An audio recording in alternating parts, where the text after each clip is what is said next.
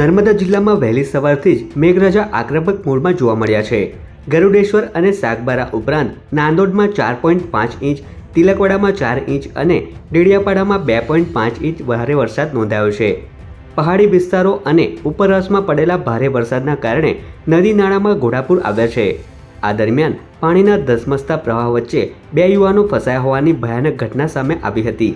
ગરુડેશ્વર તાલુકાના ઝરિયા ગામે 22 વર્ષીય શશિકાંત તડવી નદીના ભારે વહેણમાં ફસાઈ ગયો હતો। બનાવની જાણ થતાં જ ગામના સરપંચ અને ટીડીઓ સહિતનો કાફલો તાત્કાલિક ઘટના સ્થળે પહોંચ્યો હતો। ગ્રામજનો અને તંત્રના સંકલિત પ્રયાસોથી શશિકાંતનું સફળતાપૂર્વક રેસ્ક્યુ કરી તેને સફળ રીતે બહાર કાઢવામાં આવ્યો હતો।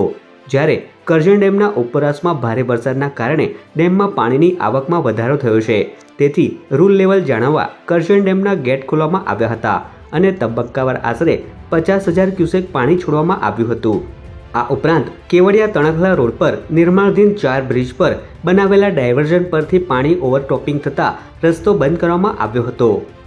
જો કે બીજી તરફ ડભોઈ તાલુકાના કોઠારા ગામનો અન્ય એક યુવાન હજુ પણ નદીના પાણીમાં લાપતા હોવાથી સ્થાનિક તંત્ર દ્વારા તેની શોધખોળ હાથ ધરવામાં આવી છે। નર્મદા જિલ્લામાં હજુ પણ ભારે વરસાદની આગાહી છે, જેથી જિલ્લા તંત્ર સંપૂર્ણ એલર્ટ મોડ પર મુકાયું છે।